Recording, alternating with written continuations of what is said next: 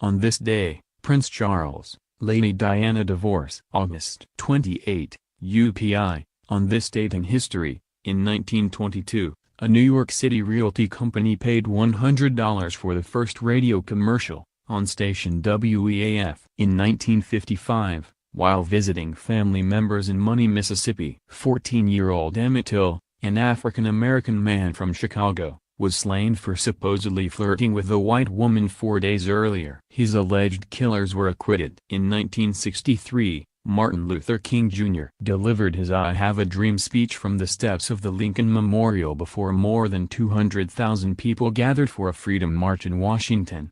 In 1968, the Democratic Party nominated Hubert Humphrey for president as thousands of anti-Vietnam War demonstrators battled police in the streets and parks of Chicago.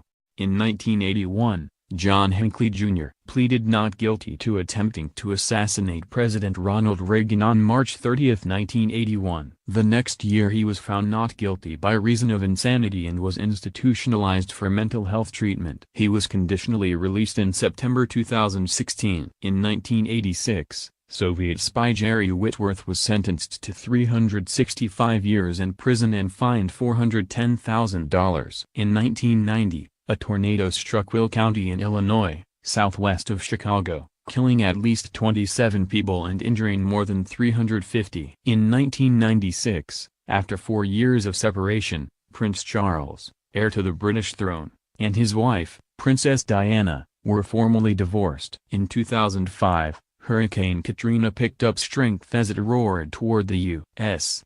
Gulf Coast, reaching Category 5 status, with winds of almost 150 miles an hour, touching off one of the largest evacuations in U.S.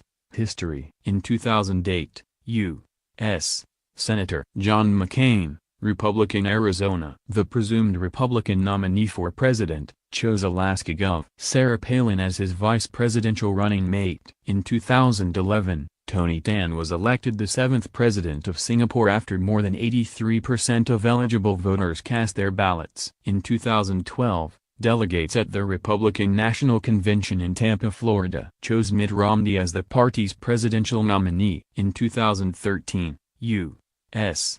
Army Major Nidal Malik Hussain, who admitted to killing 13 people and wounding many others at Fort Hood in Texas in 2009, was sentenced to death. In 2014, a World Health Organization report said an Ebola epidemic had killed more than 1,550